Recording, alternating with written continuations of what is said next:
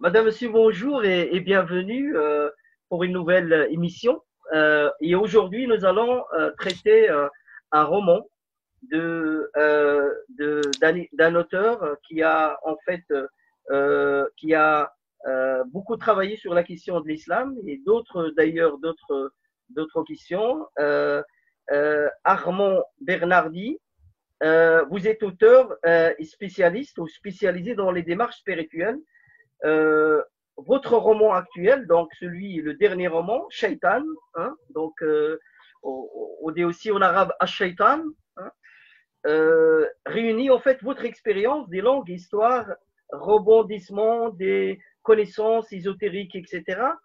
Et alors, le livre ou le roman, Shaitan, raconte les guerres au Moyen-Orient il y a un siècle. Et alors, vous parlez aussi des difficultés rencontrées par rapport, en fait, aux enfants qui n'ont pas vraiment saisi ou compris, en fait, l'enjeu et la complexité, justement, des conflits, etc. Vous essayez d'expliquer tout ça dans votre livre. Donc, Armand, bienvenue dans cette émission. Merci, Sen. J'ai aussi Merci. aujourd'hui la chance et le privilège d'avoir ma collègue Hinda Djeridi de Paris, avec qui j'ai Bonjour. beaucoup travaillé d'ailleurs sur beaucoup de choses. Hinda qui est journaliste, qui est aussi essayiste, qui est aussi en même temps une militante associative. Donc Hinda fait énormément d'actions en faveur de l'humanité, une humaniste par excellence. Bienvenue Hinda. Merci Larsen. Bonjour en tout cas à Bruxelles de Paris. Merci, merci. Et bonjour à Armand, justement, l'auteur de Shaitan. Et Ah, quel roman, parce que quel franchement, roman, oui. Et sa lecture m'a permis de vivre intérieurement, comme il parle de thérapie, pendant ce confinement. Et vraiment, ce livre m'a beaucoup, beaucoup aidé. mais il va nous expliquer tout d'abord, et c'est d'ailleurs la première question, pourquoi ce titre, Shaitan, c'est un titre un petit peu, surtout pour les musulmans, hein. Vous savez, dans les Ouais. traditions, tout ce qui se passe disons, de bizarre, etc., on fait ce qu'on appelle une stratégie d'évitement et on rejette la faute sur Shaitan. Donc, c'est Shaitan qui fait tout, c'est toujours à cause de Shaitan. Et ici, donc, quand on voit un livre qui porte, ou un roman qui porte ce titre, Shaitan, c'est un petit peu effrayant. Donc, Shaitan, on a peur de Shaitan. Pourquoi ce titre, Armand? Oui, je vais y répondre. On a peur du mot shaitan, mais on n'a pas peur de Facebook qui enregistre toutes les informations. On n'a pas peur d'Instagram, on n'a pas peur de Twitter, on n'a pas peur de tas de choses qui nous envahissent la vie, euh, qui nous, euh, qui nous tiennent véritablement de plus en plus, mais on a peur de shaitan. Alors, quand vous dites on a peur de shaitan, les Européens non croyants n'ont absolument pas peur du mot diable. Au contraire, il y a des milliers de séries américaines qui habituent les enfants, les adolescents aux notions du mal, à tel point qu'on ne sait plus ce qui est la morale là-dedans. La majorité quand même des musulmans européens, 80%, on va dire, qui ont étudié, qui réfléchissent, qui font des études, etc., qui sont des croyants, mais qui sont doublés d'intellectuels.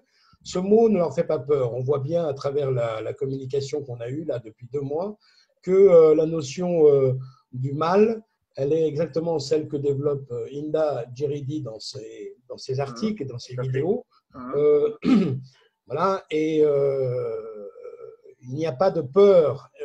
C'est des gens qui ont souvent bien intégré un message très important de l'islam, c'est qu'en fait, c'est pas du diable qu'il faut avoir peur, c'est d'Allah. C'est d'Allah quand tu vraiment tu t'entêtes à pas suivre les règles. Donc la notion d'avoir peur de Satan, on la retrouve chez beaucoup de gens pas très cultivés, non seulement en islam, mais dans la chrétienté, à une certaine époque, etc., où là, il y a une espèce de tel rejet qui devient véritablement de la superstition. C'est la superstition du mot shaitan, etc. Alors qu'en fait, lorsqu'on est musulman, c'est-à-dire dans la dernière religion historique de l'humanité, celle qui vient à la fin, qui récapitule toutes les autres, qui revient certainement pour la dernière fois sur la notion d'unicité de Dieu. Il n'y a pas à craindre Satan. Et dans le livre, dans la couverture du livre déjà d'ailleurs, j'ai voulu le mot soit encadré par ces colonnes qui représentent le temple humain, encadré véritablement pour qu'on puisse le regarder dans les yeux. Parce que je vois pas l'intérêt de parler toute la journée, tout le temps sur les réseaux sociaux du mal qui nous arrive à l'extérieur, les guerres, les violences, les trahisons, les mensonges, etc., etc. Je ne vois pas l'intérêt non plus de parler sans arrêt de thérapie personnelle, de chercher à se guérir du mal-être que nous pouvons avoir, nous et surtout les jeunes, sans regarder en face le problème. Le regarder en face, c'est, comme dit le mot socratique, platonicien, c'est se connaître soi-même. Connais-toi toi-même, Connais-toi toi-même. et tu connaîtras Dieu. Donc, connais-toi toi-même, il y a connaître sa lumière, ses qualités, mais il y a aussi, et c'est très important, connaître ses défauts. Oui. Lorsqu'on connaît ses défauts, Armand, comment toi, tu es arrivé justement en fait à avoir cette vision de l'islam, hein, qui est quand même une vision, disons, positive de l'islam, et de vouloir vraiment parler d'un islam qui est un islam quand même spirituel, un islam, disons, correct par rapport à tout ce qu'on entend maintenant sur les plateaux de télévision, par exemple, et des débats publics en France, qui critiquent à fond l'islam en disant que l'islam, par exemple, n'est pas compatible avec la démocratie moderne, que l'islam, par exemple, Zemmour et compagnie, par exemple, tous ces gens-là critiquent en fait même l'existence même de l'islam et le projet de l'islam et même le message de l'islam. Pourquoi toi, tu as choisi justement d'aller, toi, en tant que, voilà, qu'auteur et français, faire justement ce travail intrinsèque sur la question de l'islam? D'abord, j'ai commencé avant le livre. C'est-à-dire en 2015, après les premiers attentats à Paris, moi qui ai une certaine connaissance profonde de plusieurs spiritualités dans le monde, et y compris de l'islam, sur l'islam, je ne disais rien. Parce que je savais que si je commençais à parler dans mon métier d'islam, on allait me mettre au rencard. Ce n'est pas du tout bien vu dans le métier du cinéma, de la télévision, de parler d'islam. Donc, par contre, en 2015, après les attentats, je me suis dit, tiens, on a peut-être besoin de moi. Alors, j'ai monté une série d'ateliers qui s'appelle Slam sous la lune, qui consistait à faire écrire à des jeunes de 11-14 ans dans des banlieues où ne vivent, disons les choses clairement, que des musulmans, pour les faire écrire des textes sur des thèmes propres à l'islam, parce que ça les intéresse. Ce sont des textes qui devaient à la fin aboutir à un slam, mais ça pouvait aboutir à n'importe quoi. L'important, c'est ce qu'on appelle la pédagogie de projet, c'est-à-dire aller chercher quelqu'un dans ce qui l'intéresse et le faire travailler là-dessus. Donc évidemment, j'ai eu l'argent pour monter ces ateliers pendant 3 ans dans une banlieue qui s'appelle Bonneuil-sur-Marne, qui est la région de Créteil, dans le sud-est parisien. Et donc, j'ai retroussé les manches sur une opération dont personne ne voulait se mêler et personne ne voulut m'aider. Les islamophobes de la région, etc., n'ont pas voulu m'aider. Les musulmans de la mosquée n'ont pas voulu m'aider non plus. Les recruteurs djihadistes, parce qu'il y en a eu 57 quand même, qui sont partis dans la région de Bonneuil pour aller en Syrie, n'ont pas voulu m'aider évidemment, puisque je venais marcher sur leur plate-bande. Donc, il y a eu 2 ennemis. Et c'est comme d'habitude, dans la philosophie, un bon philosophe a toujours 2 ennemis qui en fait n'en font qu'un.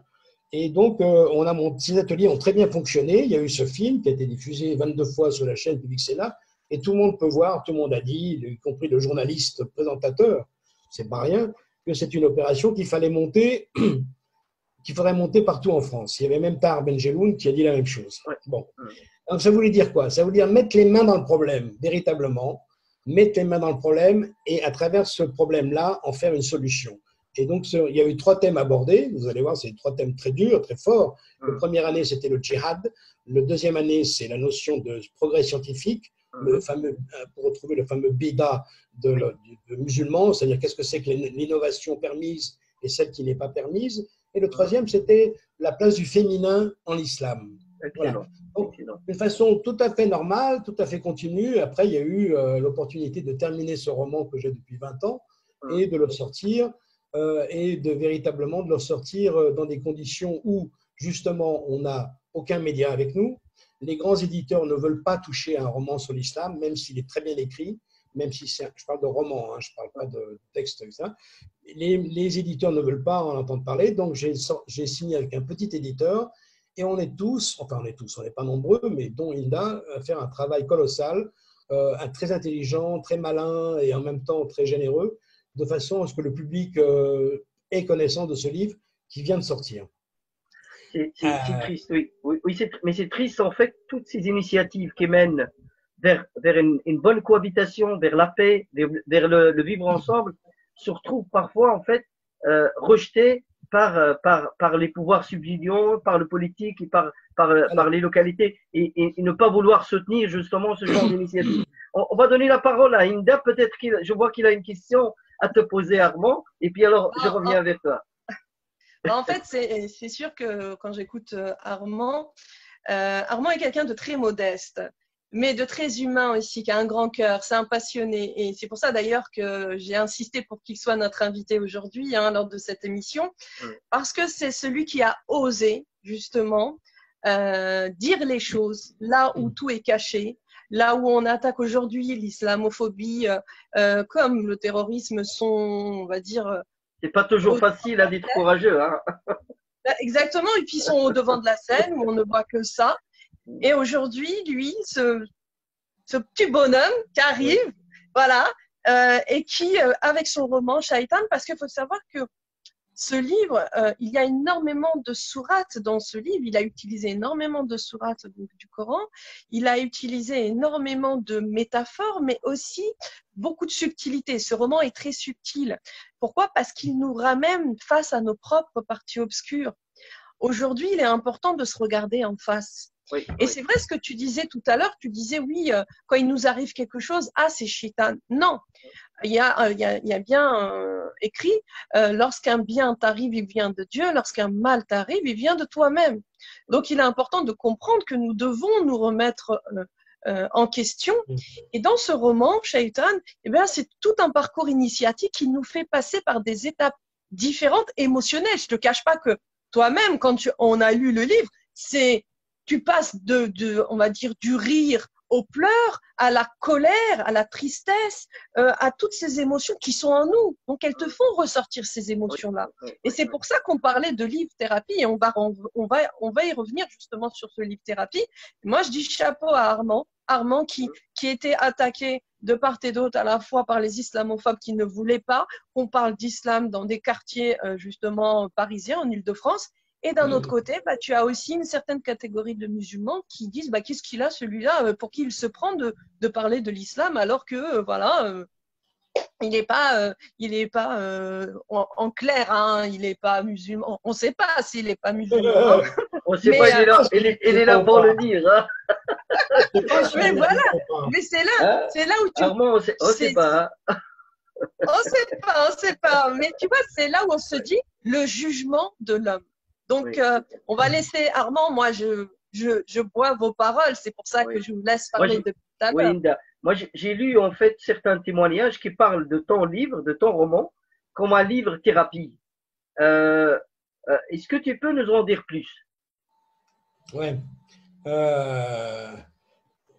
Quand on est un médecin, en général, on connaît le corps humain, et quand on est un bon médecin, on connaît sa relation avec son âme.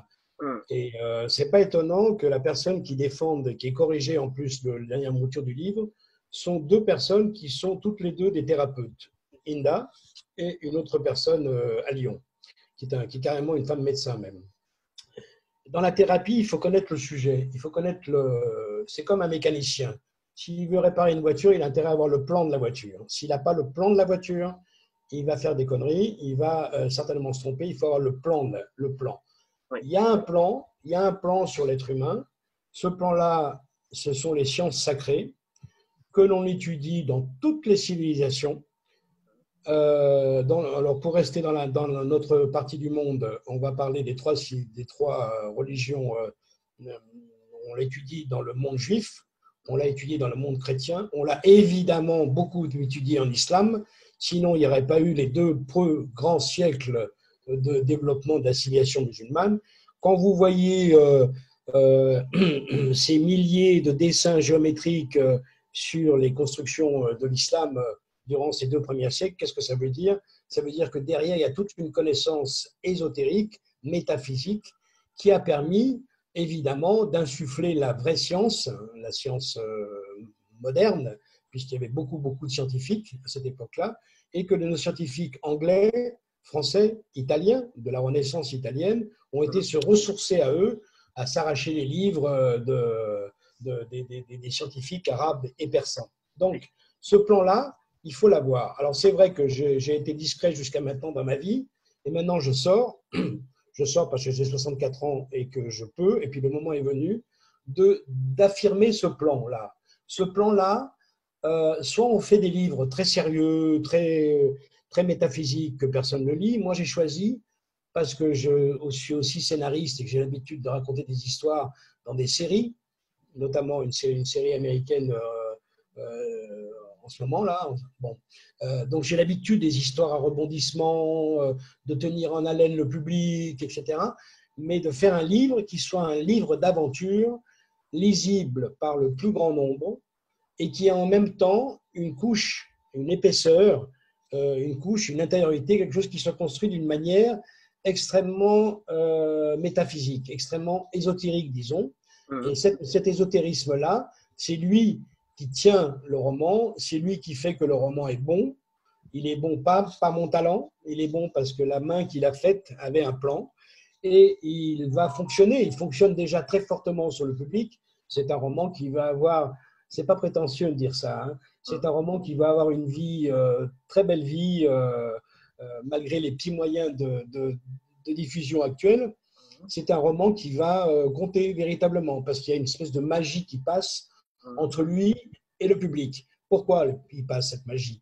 Parce que le livre raconte une aventure dans laquelle il est dit « Connais-toi toi-même et tu connaîtras Dieu ». Si tu t'affrontes pas avec tes lumières et tes ténèbres, tu n'y arriveras jamais. Donc il y a une espèce de dureté là, c'est vrai, il y a une espèce de dureté, mais il y a une espèce d'endurance dans le roman. Le mot endurance, la notion d'endurance est citée au moins 154 fois dans le Coran. J'ai des exemples là, on ne va pas les sortir, on ne va pas faire des versets là, mais on peut les citer. La notion d'endurance est très importante, parce que chaque religion, elle appuie sur des particularités, mais cette particularité de l'endurance, c'est unique en islam. C'est unique en islam, cette endurance à encaisser les coups, etc. Donc, ce qui veut dire que pour revenir à Zemmour, si on analyse ça maintenant du point de vue civilisationnel, ce sont les élites européennes qui veulent faire de l'anti-musulman, qui veulent faire de l'islamophobie, qui veulent exciter les gens. Mais la masse des gens en général n'est pas islamophobe. Il suffit simplement de leur parler, etc. La masse des gens ne l'est pas. Par contre, pourquoi est-ce qu'on le fait? Parce que d'un point de vue ésotérique, cette dernière religion historiquement de l'humanité est la seule qui peut s'affronter à une autre religion, qu'on appelle religion aussi. Dans une science sacrée, on tient compte de tout, y compris de la négation de Dieu. La négation de Dieu, le matérialisme, l'athéisme, etc. Appelons ça une religion d'un point de vue scientifique, parce qu'il faut quelque chose pour se lever le matin. Un athée, il a besoin de croire en quelque chose pour se lever le matin. Et il va croire à sa voiture, à son boulot, à son argent, au sexe, à tout, n'importe quoi, mais il va croire en quelque chose pour se lever le matin. La notion de croyance est fondamentale chez l'être humain. Il faut être motivé par quelque chose. Donc, appelons le matérialisme, appelons-la une religion. Et bien, c'est celle-là qui vient après. La seule qui peut la combattre, ce sera l'islam. Pourquoi? Tout simplement parce que l'islam est beaucoup plus neuf. Les chrétiens, les catholiques sont fatigués, ils vivent dans des tribus maintenant, les chrétiens. Et l'islam, c'est une masse énorme qui s'y affronte. Alors, beaucoup de musulmans peuvent être accros à leur Instagram, leur Facebook, leur portable, ce que vous voulez, mais il y a quand même une masse de gens dans le monde musulman qui s'opposera à l'automatérialisme. Ça, c'est sa force. Mais sa très grande faiblesse, d'un point de vue ésotérique, on dit qu'il y a le centre et le cercle. Le centre, c'est la sève de l'arbre. Le cercle, c'est l'écorce de l'arbre. En islam, c'est la Humma qui fabrique le cercle. C'est pour cela qu'il ne peut pas y avoir d'organisation. Beaucoup de chrétiens européens voudraient un islam organisé. Organiser un islam de France, un islam de Belgique, un islam comme si c'était une religion qui pouvait s'organiser sur le mode des chrétiens. Ça, ce n'est pas possible. Parce qu'il y a une très grande liberté en islam. Chaque communauté a le droit, en Belgique, dans n'importe quel quartier, de choisir quelqu'un pour devenir imam et un autre pour être recteur. Donc cette espèce de liberté-là, d'abord, elle montre que l'islam est une religion extrêmement difficile, donc elle est loin d'avoir atteint son summum, ses lumières, comme on dit, l'islam des lumières, et cette difficulté en fait quelque chose de très fragile. Dans le roman, je la compare à l'eau. L'eau, c'est très fragile dans le désert. Si on n'y prend pas garde, elle disparaît et on crève et on meurt. On compare souvent l'eau et l'islam. Donc j'appuie beaucoup sur le côté féminin de l'islam, ou plutôt la face féminine de Dieu, on dirait-on chez les juifs. On appelle ça d'ailleurs la Shekinah chez les musulmans. En islam, on appelle ça la Shekinah, qui est exactement le même mot d'ailleurs que chez les juifs. Donc l'islam est très fragile. Et si l'islam est fragile, ça permet de comprendre pourquoi les services secrets du monde occidental, surtout anglais, avant les Français, qui sont des gens extrêmement intelligents, qui sont des gens aussi qui font de l'ésotérisme. Alors, appelons-les les sorciers, si vous voulez, mais qui sont tout simplement des gens très intelligents.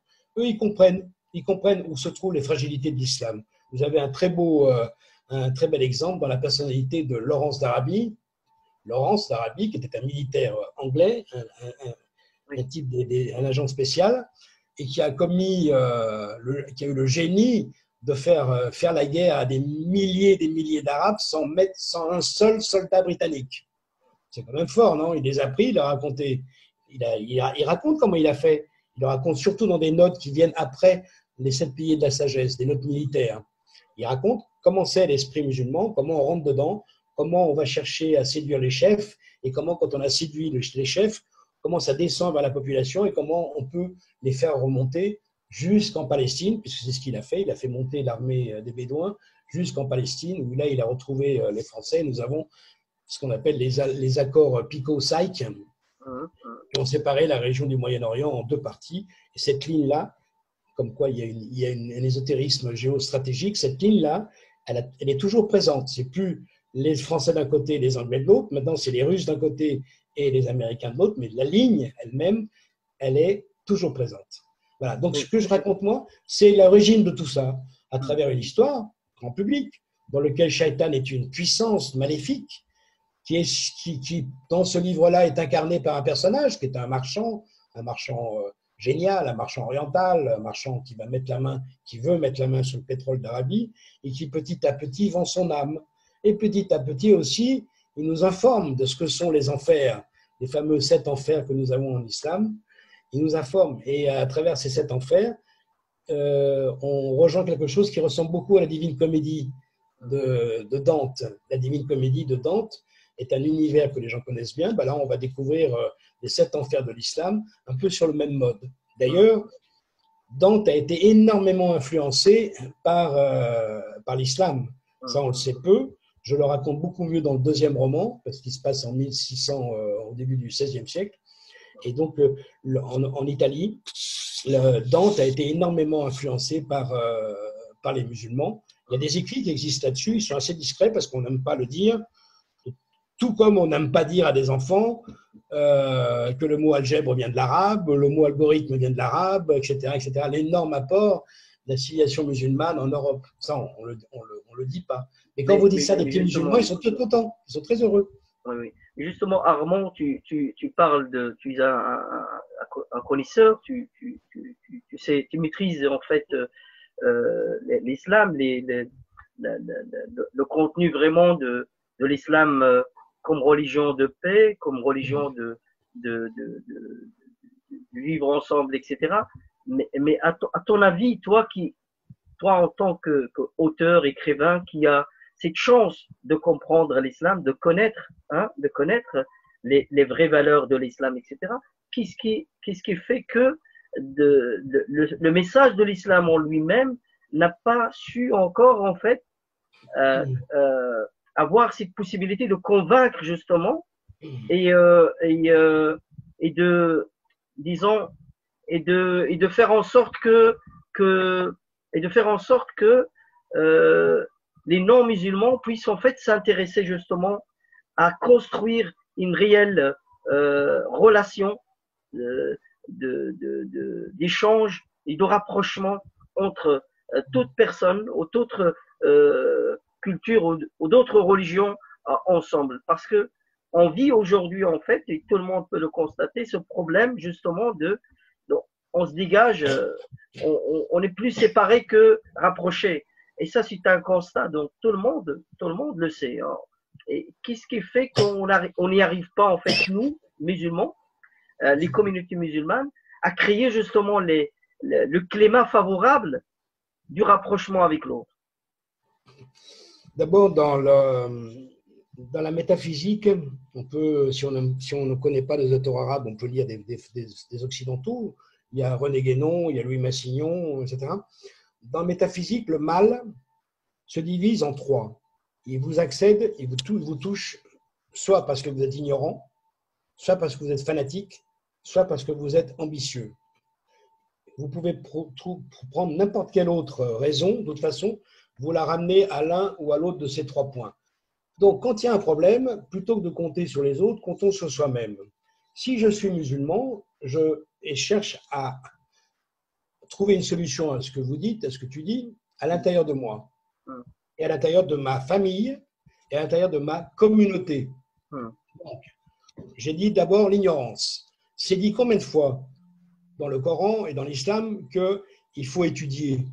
C'est la seule religion aussi qui incite tellement les gens à étudier. Hein? Quand Allah s'adresse à Mohammed qui lui dit lis. Bon, ça veut dire étudier. Bon, quand on a fait les ateliers Sam sous la Lune, j'étais quand même sidéré, même si j'aime l'humanité, j'essaye d'aimer l'humanité. C'est pas facile parfois, parce que ces enfants dont je vous parlais de 11-14 ans, ils étaient vraiment incultes.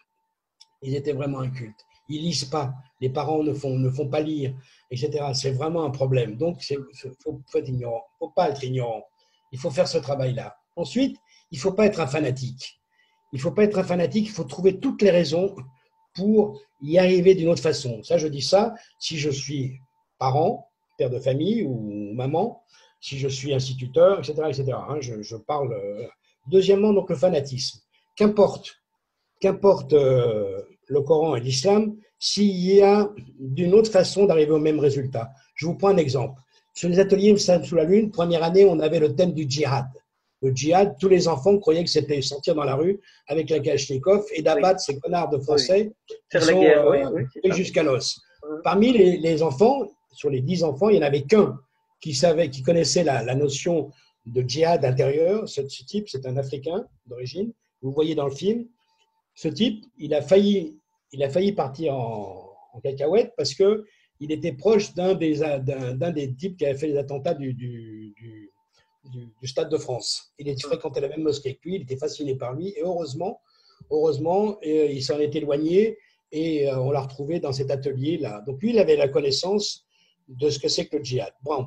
Donc on veut faire travailler sur les enfants sur le djihad. Donc on essaie de chercher des personnages historiques qui soient des références. Donc évidemment, moi qui ai 64 ans, j'avais mis comme personne de référence, on leur parlait de l'émir Abdelkader, qui est un personnage qui veut dire autant le djihad intérieur, évidemment, grand soufi, que la guerre pour défendre son pays contre l'occupation française. Et puis ça ne marchait pas, parce que les enfants ne connaissent pas du tout l'émir Abdelkader. Ils n'ont aucune culture, ils ne connaissaient pas du tout. Heureusement, l'un des animateurs… Ils connaissent plus Ben Laden et les autres que les vrais… voilà, c'est ça le problème. À cause justement des médias et tout ça. Hein. Ouais. Je termine l'histoire. Heureusement, l'un des animateurs, qui est beaucoup plus jeune que moi, il connaissait le personnage de Naruto, un héros de manga, de bande dessinée japonaise. Et il y a un des enfants qui dit « Ah oui, c'est comme le djihad, c'est comme Naruto. » Parce que Naruto, il passe son temps à des aventures, à aller chercher des démons intérieurs.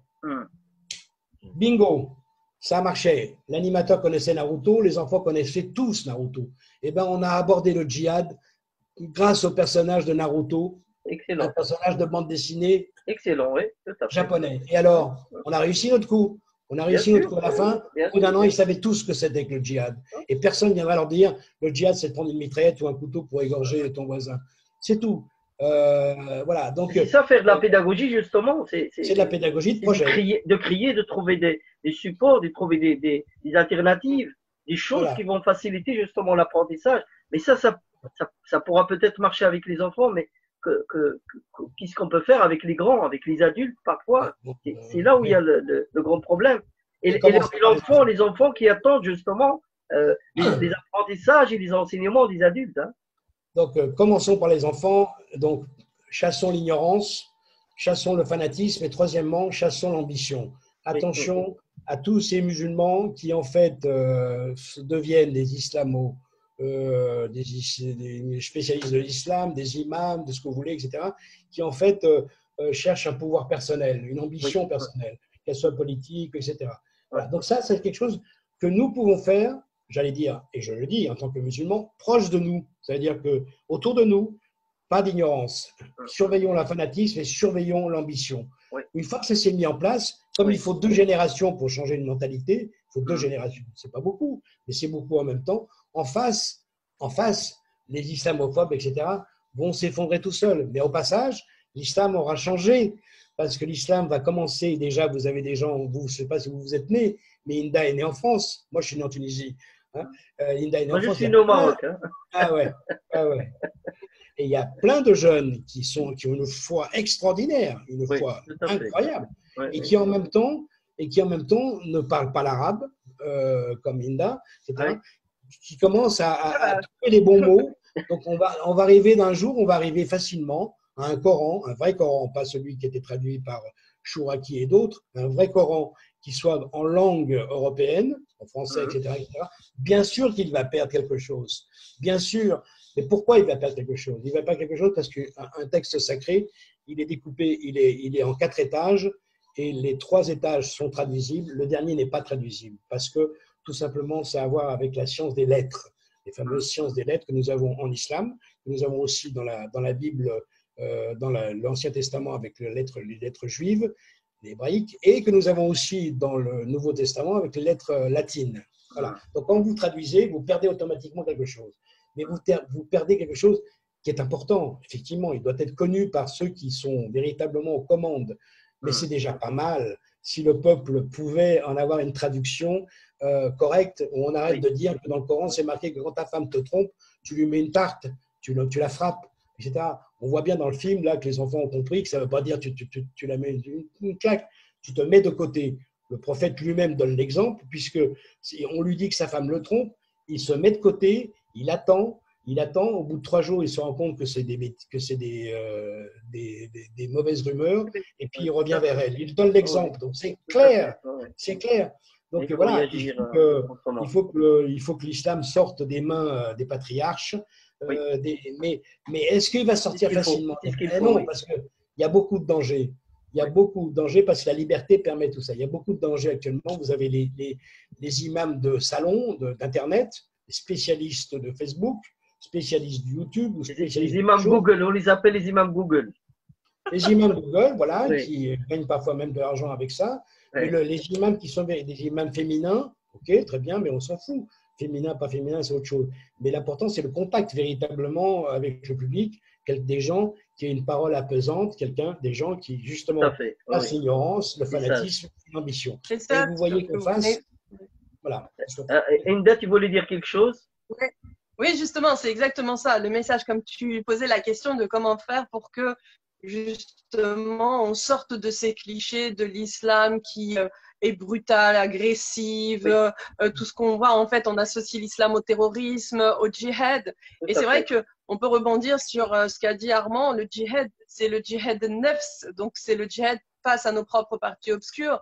Et puis, nous sommes tous responsables de ce qui arrive en réalité. Dans quel sens? On nous demande dans l'islam d'être les meilleurs ambassadeurs sur terre de notre religion. Ça veut dire quoi? D'avoir le meilleur des comportements. Un non-musulman n'est pas supérieur à un musulman, un noir n'est pas supérieur à un blanc, comme un blanc n'est pas supérieur à un noir.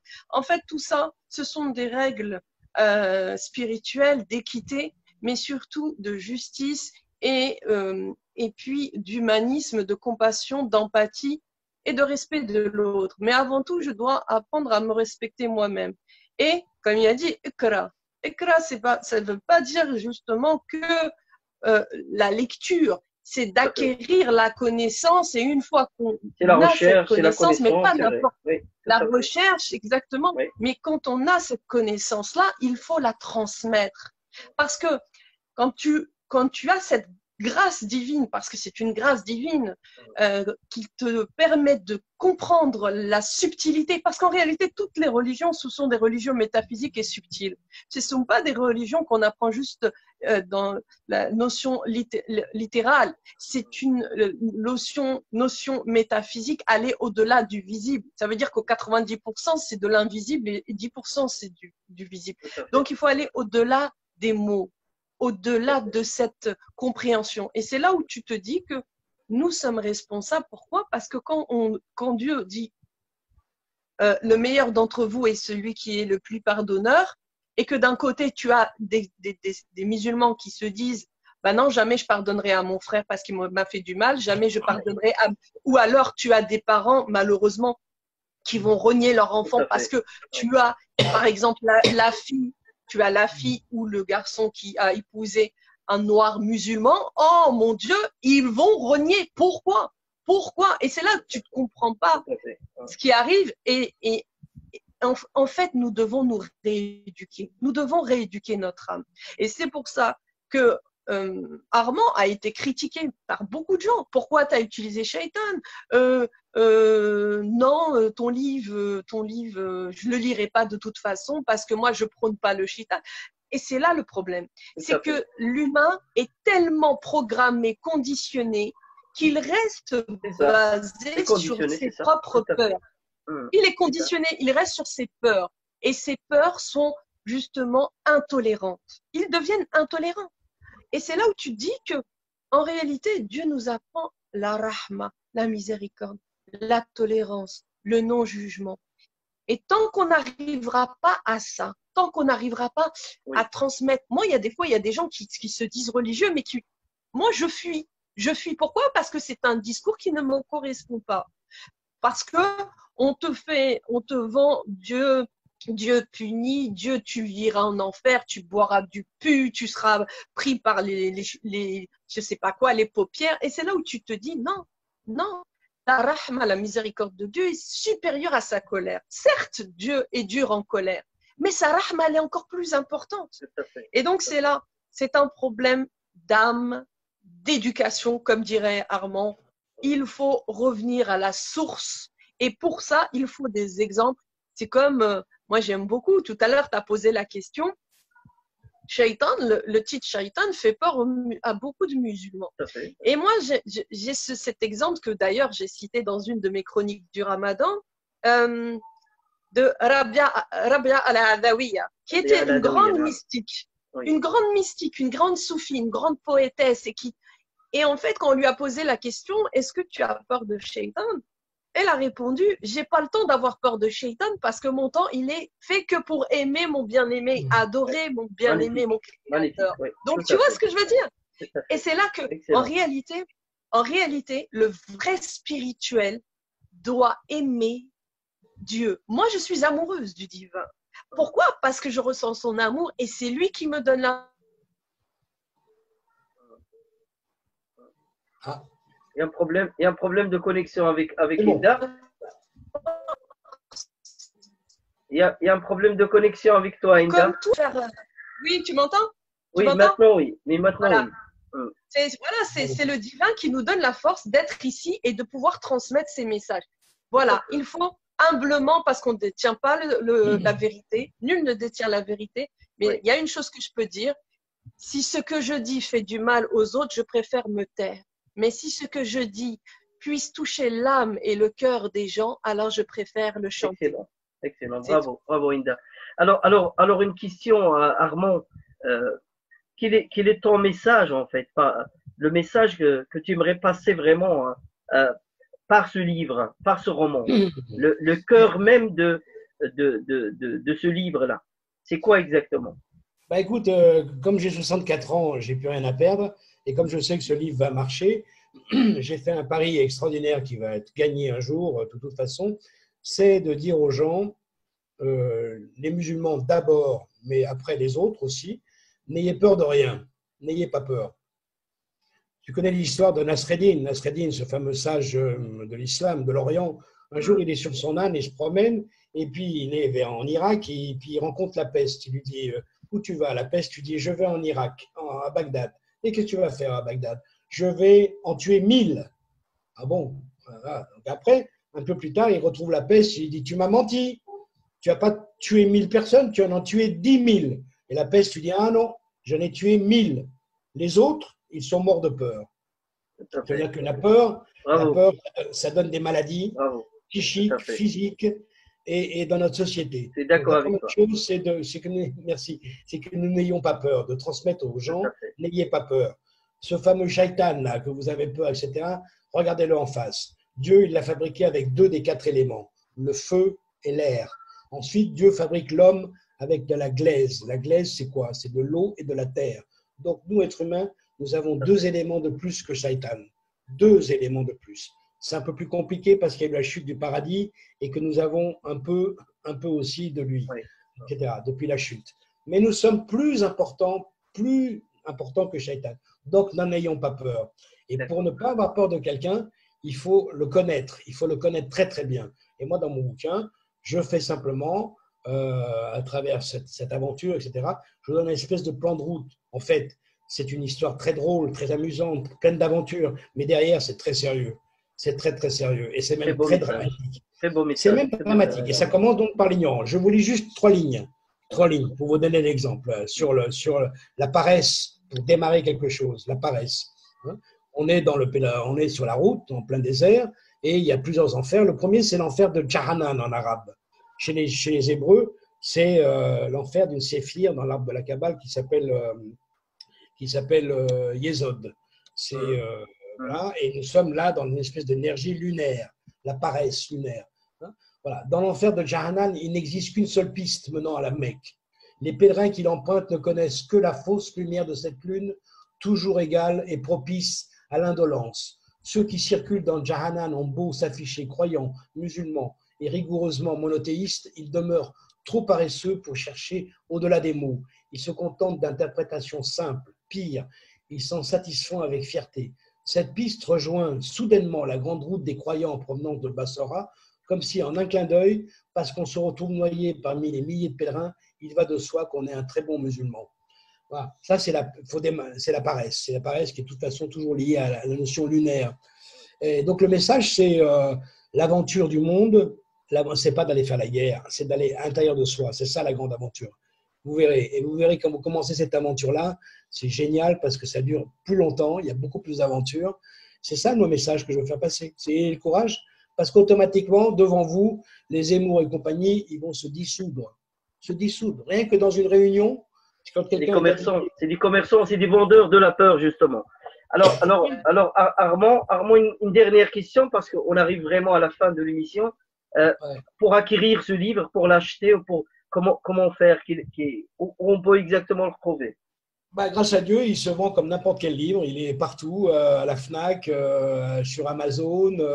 Les petites librairies parfois ne l'ont pas, donc il faut leur demander. Si on tient à aller dans une petite librairie, il faut leur demander, ils le font venir. La stratégie de communication, de marketing a été d'abord de s'adresser aux musulmans en France et en Belgique. En Belgique, d'ailleurs, le distributeur il a des consignes pour être très opératif sur la vente en Belgique, tout simplement parce que je considère que les musulmans en Belgique ont beaucoup plus de cohérence culturelle qu'en France. Ce n'est pas pour vous jeter des fleurs, mais c'est un état de fait. Il y a une cohérence, peut-être parce qu'ils sont moins nombreux, je ne sais pas. Bon, en tout cas, ça s'achète sur n'importe quel site de vente, quoi. Voilà. Et en plus, comme je me mêle de ce qui ne me regarde pas, comme un metteur en scène de cinéma qui s'occupe du film du début jusqu'à la fin, j'ai gardé cette habitude-là. Donc, même en matière d'édition, j'ai mis mon grain de sel et j'ai voulu que ce livre soit pas trop cher. Donc, il est vendu 16,80 €, alors qu'il fait 530 pages. Normalement, ce genre de livre, ça coûte plutôt 22 €. Voilà. Merci. Donc, j'ai voulu Merci. ça. Et il y a une traduction anglaise qui est en route parce qu'il va sortir à Londres pour qu'il ait plus de visibilité. Merci Armand pour vraiment pour cette discussion, cet Merci à vous deux, échange très vraiment. intéressant. Nous avons tous, je pense, appris beaucoup de choses. Euh, le dernier mot alors à Aïda de cette émission. C'est à toi En l'honneur. tout cas, merci mon cher Lahsen pour tout ce que tu fais, parce que tu es vraiment un être de lumière et je te le dis encore, tu es toujours là pour le vivre ensemble, pour apporter de la joie, pour aider ton prochain. Et c'est pour ça que pour moi, c'est un honneur justement de faire des émissions et d'avoir toujours travaillé avec toi. Ah, C'est aussi un honneur pour moi de travailler avec Armand sur son roman Shaitan, parce tout à fait. qu'aujourd'hui, ici et maintenant, il est temps de parler avec le cœur et surtout de ne pas attaquer celui qui nous attaque, mais au contraire de le déstabiliser Tout à par fait. l'amour inconditionnel. Tout C'est à ça, c'est ça le plus puissant. Quelqu'un avec qui on parle avec le cœur, l'âme et surtout des mots. On va dire que j'aime beaucoup des mots qui chantent de poésie, mais à côté, ça le déstabilise. Et on nourrit pas le mal par le mal, mais au contraire, on combat le mal par la lumière. Merci à vous deux. Merci d'avoir participé à cette émission. Madame, Monsieur, c'est que se termine cette émission et à la prochaine fois. Merci de nous avoir suivis.